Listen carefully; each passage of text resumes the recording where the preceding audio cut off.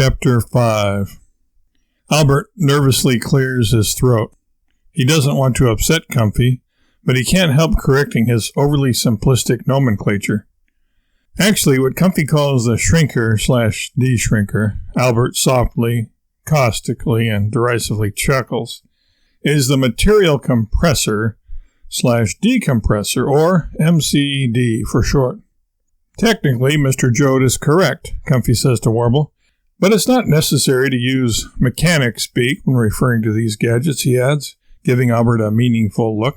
Nevertheless, Warble responds, I do like to call things by their proper names.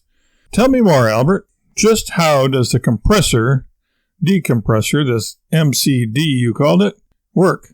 Albert flashes a gloating glance at Comfy as if to say, so much for your simplification, smarty pants.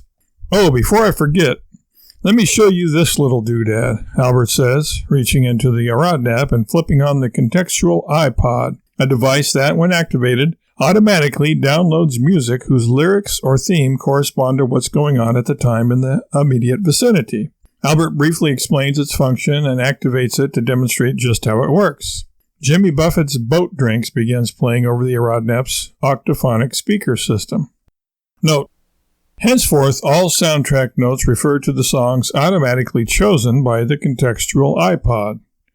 Occasionally, this potentially irritating or embarrassing behavior, automated song selection, is overridden by direct human intervention. Anyway, Albert continues, to expand on an earlier discussion, you use the GPS to pick the spot you want to travel to, and the CPS to enter the date you want to be there. Not just year, but also month, day of the month, and time of day.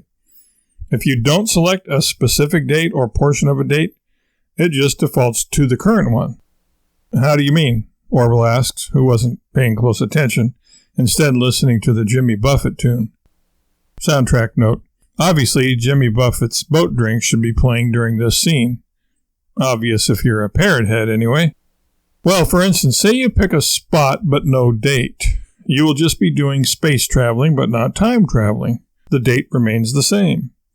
If you pick a year but don't explicitly change the other parts of the date, they will remain what they are. For example, if you choose 1492 as the year, but don't specify anything further, it will take you to the spot you chose, or remain here if you don't pick a spot, on this date of that year. That is, since today is May 29th, it would take you to May 29th, 1492. Oh, I see, Warble says. In other words, the only things that change, space-wise or time-wise, are those that you explicitly change yourself. Exactly, Comfy says, trying to regain control of the conversation. So, what's the MCD now? Warble asks. Comfy again steps between Warble and Albert. The MCD, Comfy explains, shrinks things when its force field passes over them. This way you can take along a lot of gear without it taking up a lot of precious cargo room.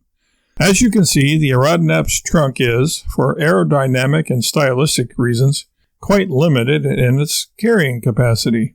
I think what you really mean to say is that it's downright puny, Warble says. Comfy nods his agreement with that assessment.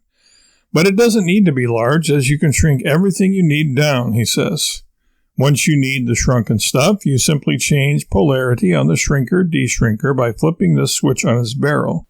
Material compressor-decompressor, Albert insists. Comfy shoots him a dirty look. Albert, when are you going to learn to leave half of what you know in your head? If you were expendable, I'd expend you right now, he growls into Albert's ear. Albert just smiles. As I was saying before I was so rudely interrupted, Comfy continues, when you need your shrunken goods to regain their normal dimensions, you flip this switch on the compressor-decompressor, which changes it from shrink to de-shrink mode.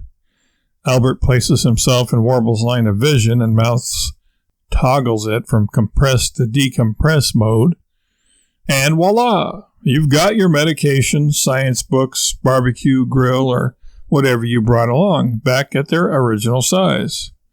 Neat, Warble says, wondering why he would want to take those kinds of things along. Ah, Albert interjects, pointing his finger into the air. If I may, there's a feature of the MCD I'd like to point out. Sure, Warble assents, all ears. While it's true that you can go to the trouble of toggling the polarity switch, in actual practice and by default, the MCD is smart enough to know whether you're compressing or decompressing things. Really? Warble responds, half questioning, half expressing his delight. Yep, Albert continues. The MCD knows if something is to be made smaller, compressed, or larger, decompressed, based on its size, as the MCD wand is passed over the item. If the item to be acted on is larger than a breadbasket, it is compressed. If it's smaller than a breadbasket, it's decompressed. Ah, Warble says, wondering what would happen if a breadbasket were the object in question, which is, by definition, the size of a breadbasket and thus is neither smaller nor larger than a breadbasket. Warble is about to ask Albert about that very possibility when Comfy intrudes on his reverie by saying, "Those are the features of the Erodnep in a nutshell, Consumer Warble. Now, what say we take this prototype for a test ride? It's not quite ready for prime time yet, but we do have one location and time that has been fully tested, which we can demonstrate to you. 1956, at the Ed Sullivan Show in New York, when Elvis Presley made his debut." "Elvis Presley?" Warble says. "Why would I want to see Elvis Presley? I can go to the Citizen page in town any time and gawk at him there all I want." Note, for those who haven't read Book 1 in the trilogy, Citizen Page is the fast food burger joint that Warble frequents most frequently.